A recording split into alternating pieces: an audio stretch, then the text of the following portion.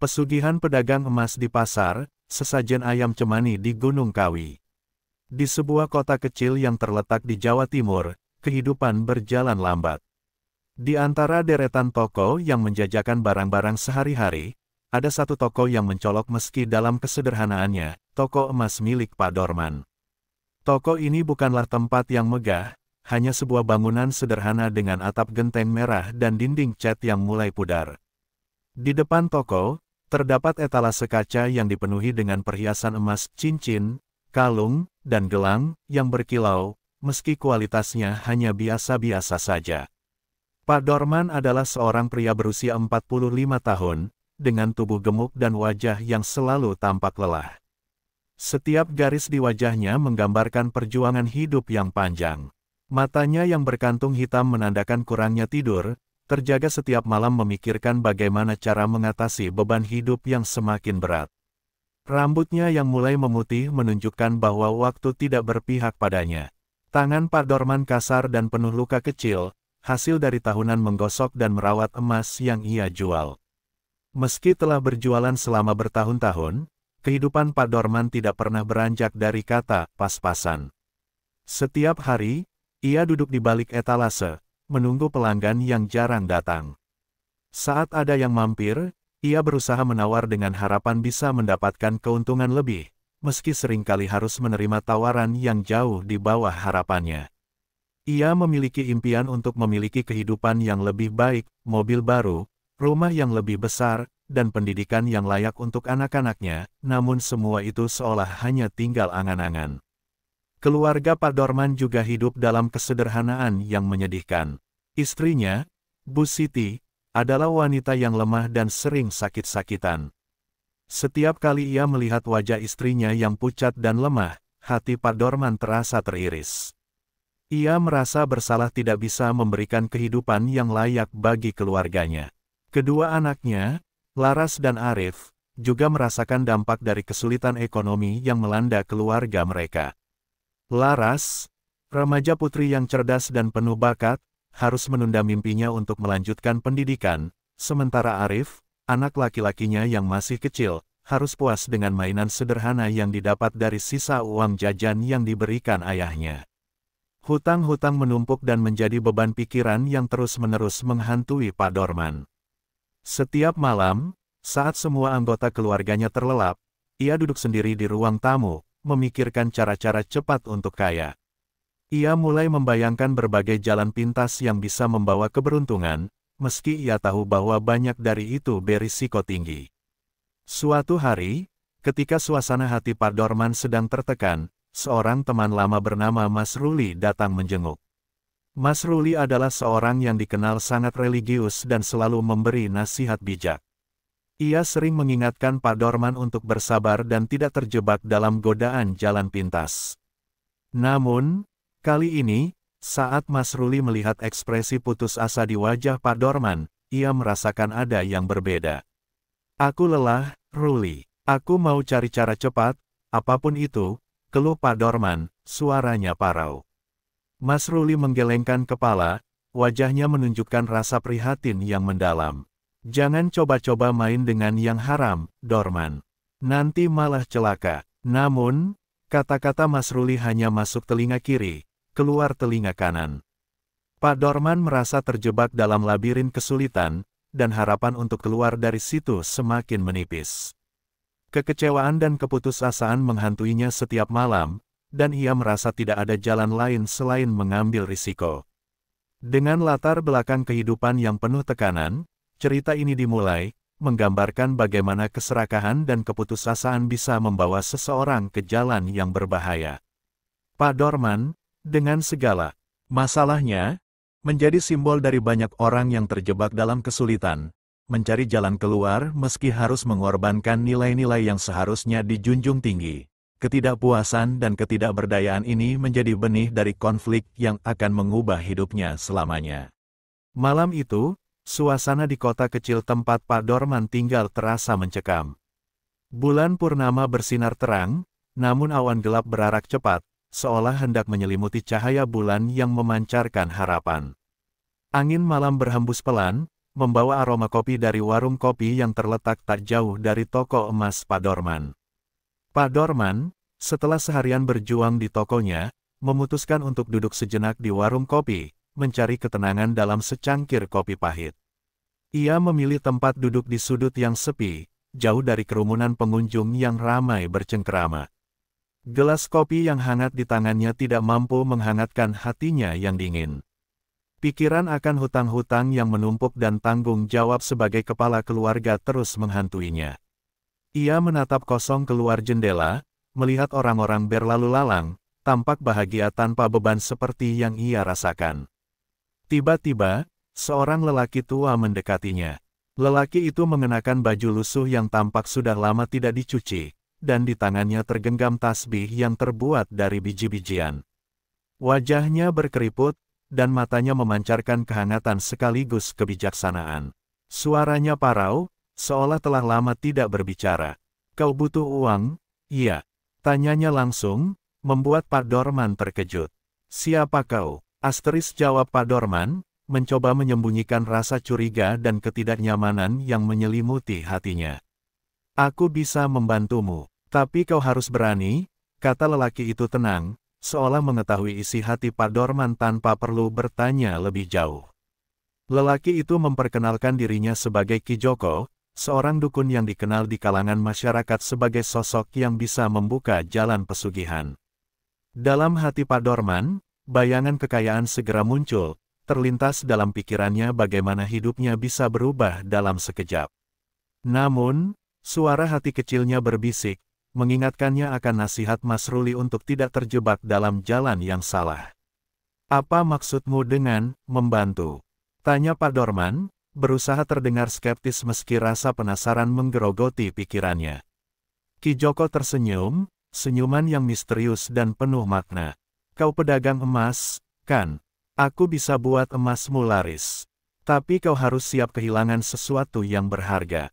Kata-kata Ki Joko menempel di benak Pak Dorman seperti mantra. Jantungnya berdegup kencang, antara rasa takut dan harapan. Ia tahu bahwa ada harga yang harus dibayar, tetapi bayangan kekayaan yang selama ini ia impikan membuatnya buta akan risiko yang mungkin harus ia hadapi.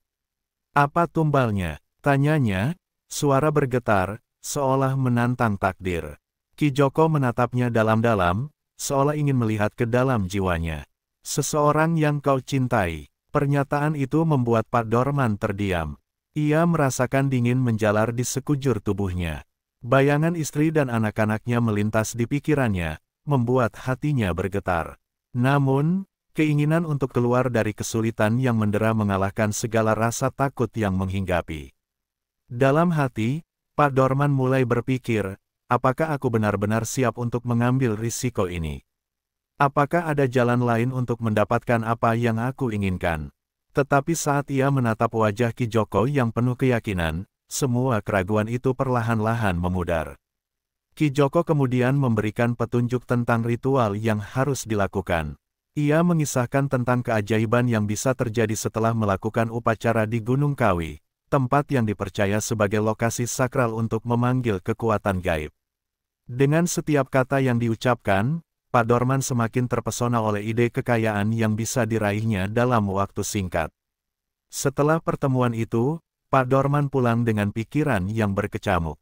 Ia berjalan pelan, seolah tidak ingin cepat-cepat kembali ke rumah.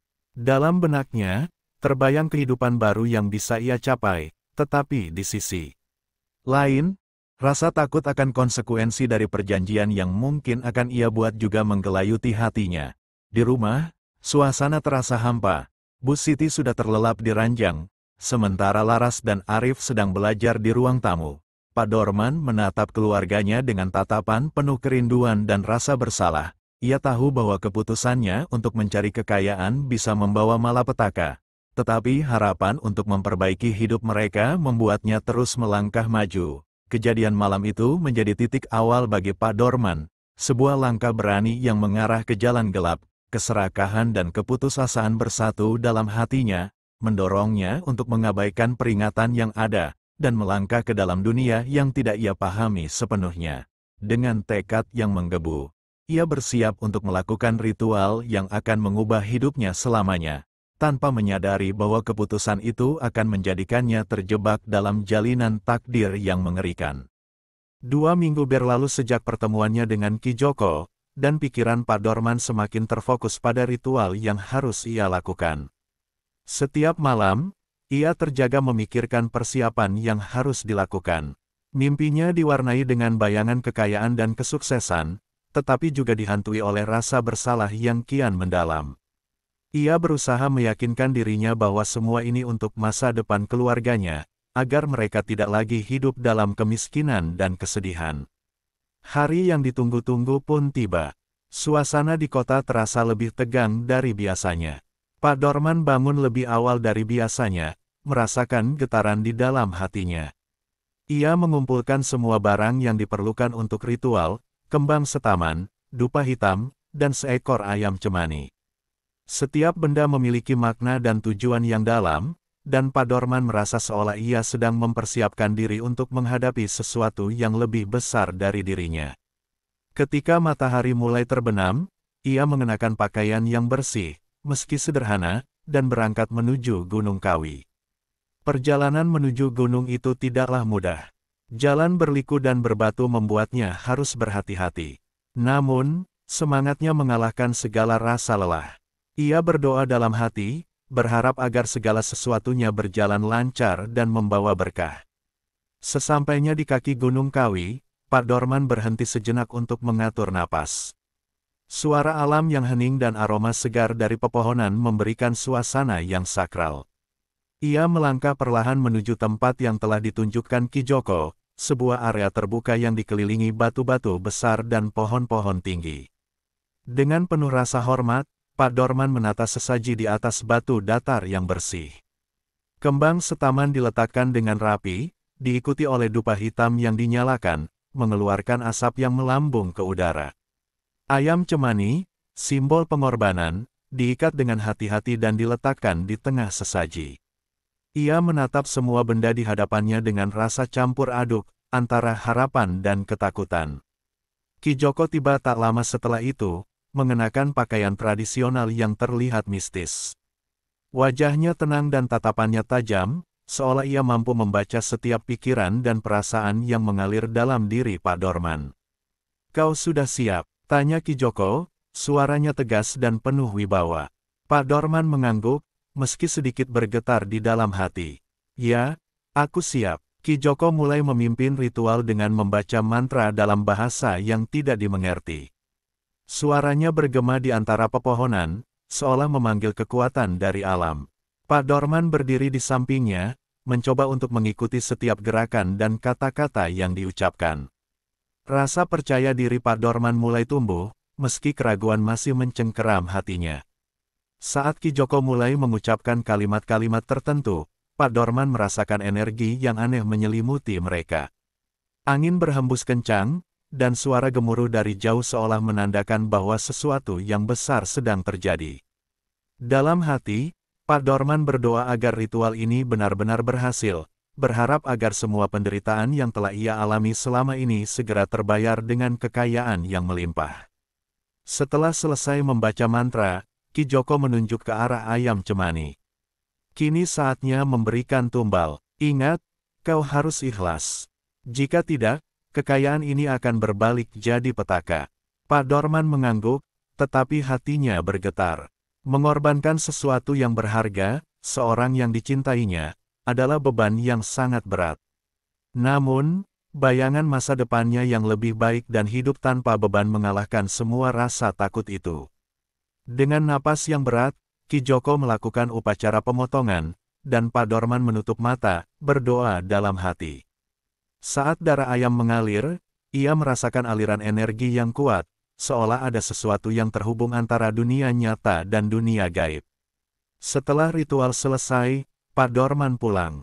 Dengan perasaan campur aduk, ia tahu bahwa ia telah melangkah ke dalam dunia yang tidak biasa, tetapi harapan akan kekayaan yang akan datang membuatnya bersemangat. Dalam beberapa hari ke depan, keajaiban mulai terjadi.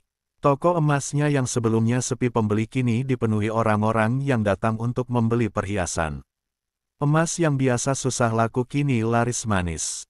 Dalam waktu singkat, keuntungan yang mengalir membuat Pak Dorman terkejut.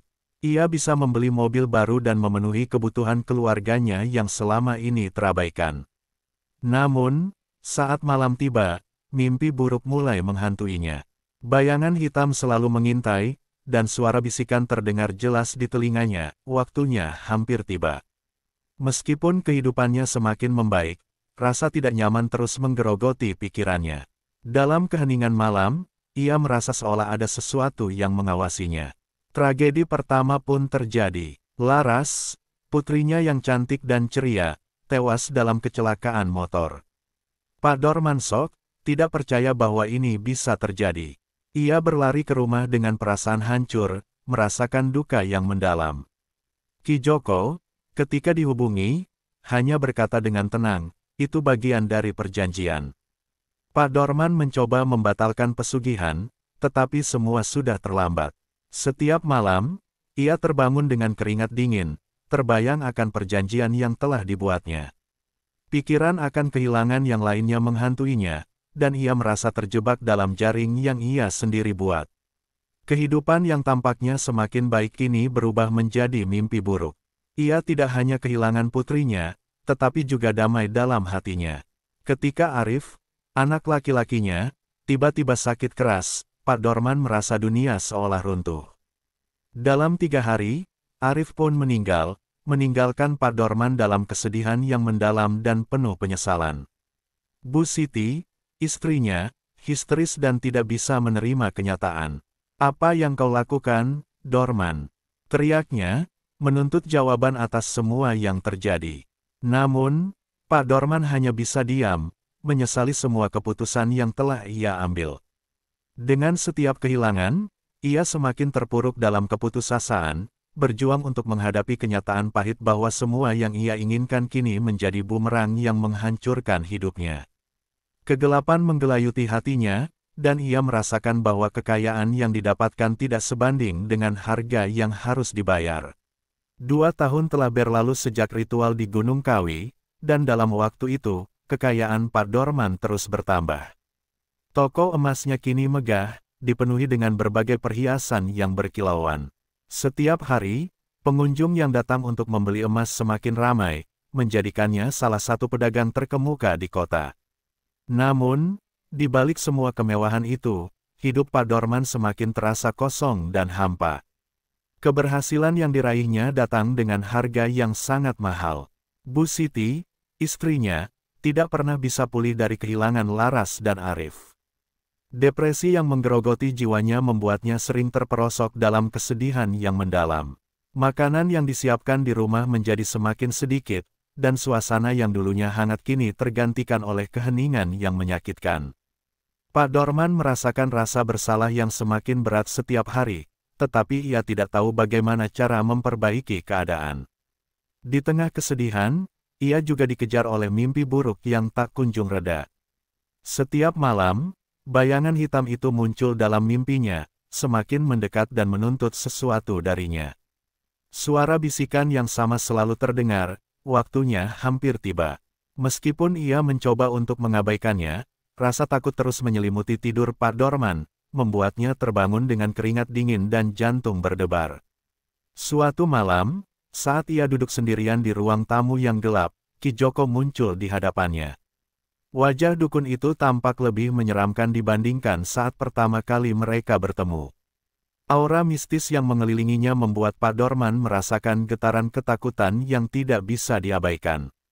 "Perjanjian kita selesai, Dorman," ucap Ki Joko dengan suara serak, seolah setiap kata yang diucapkannya menggema di seluruh ruangan. Pak Dorman berusaha mengumpulkan keberanian. "Apa maksudmu?" ia bertanya, meski hatinya bergetar. Ki Joko tersenyum, tetapi senyumnya tidak membawa rasa nyaman. "Tapi ada satu hal terakhir." "Apa lagi?" teriak Pak Dorman, suara frustrasinya pecah, mencerminkan ketegangan yang telah terakumulasi selama ini. Ki Joko menggelengkan kepala, seolah merasa kasihan. "Kau lupa, kau sendiri yang jadi tumbal terakhir." Mendengar itu, 1000 rasa takut dan penyesalan memenuhi pikiran Pak Dorman. Ia merasa seolah dunia di sekelilingnya runtuh seketika. Ingatan akan Laras dan Arif, serta rasa bersalah yang menghantui, membuatnya merasa semakin terpojok. "Tidak, aku sudah membayar cukup mahal," teriaknya, berusaha melawan kenyataan. Namun, sebelum ia sempat berlari, Ki Joko berubah wujud, wajahnya mengerikan, tubuhnya tampak seperti bayangan hitam yang menakutkan. Suara Ki Joko terdengar lebih dalam dan mengerikan. "Kekayaanmu tidak akan kau bawa mati." Pak Dorman berusaha melarikan diri, tetapi kakinya terasa berat, seolah ada kekuatan gaib yang menahannya. Dalam sekejap, bayangan gelap itu menyelimutinya, dan semua yang pernah ia impikan berubah menjadi mimpi buruk yang tak terhindarkan. Suara-suara dari masa lalu, tawa Laras dan Arif, kini terdengar seperti jeritan meminta tolong. Pagi harinya, berita tentang kematian Pak Dorman mengguncang kota. Ia ditemukan tergeletak di tokonya, wajahnya tampak tenang namun kosong. Uang dan emas yang ia kumpulkan selama ini lenyap tanpa jejak, seolah ditelan oleh kegelapan. Toko emas yang megah itu kini menjadi tempat yang sepi, tidak ada lagi tawa dan kesibukan. Bu Siti, yang sudah lama terjebak dalam kesedihan, tidak dapat menahan rasa kehilangan yang semakin dalam. Ketika ia mendengar kabar tentang kematian suaminya, hatinya hancur. Kehilangan Pak Dorman adalah pukulan terakhir bagi jiwanya yang sudah rapuh. Tanpa semangat hidup, ia mengurung diri di dalam rumah, merasakan kesepian yang mencekam. Kota kecil itu kembali sepi, menyisakan kisah tragis tentang seorang pedagang emas yang terjebak. Dalam keserakahan dan penyesalan, Pak Dorman, yang pernah berangan-angan tentang kekayaan dan kebahagiaan, kini menjadi pelajaran pahit bagi banyak orang. Ki Joko, sosok misterius yang telah mengubah hidupnya, menghilang tanpa jejak, seolah menjadi bagian dari legenda yang akan diceritakan dari generasi ke generasi. Ternyata, Ki Joko bukanlah manusia, melainkan siluman penunggu Gunung Kawi yang telah berabad-abad mencari tumbal. Dia tidak hanya mengincar kekayaan, tetapi juga jiwa-jiwa yang terjerat dalam keserakahan. Kini, ia mencari korban berikutnya, siap untuk mengulangi siklus yang sama tanpa henti. Akhir yang menyedihkan ini mengingatkan kita bahwa tidak ada yang gratis di dunia ini. Setiap pilihan yang kita buat memiliki konsekuensi, dan terkadang, harga yang harus dibayar tidak bisa dibayangkan.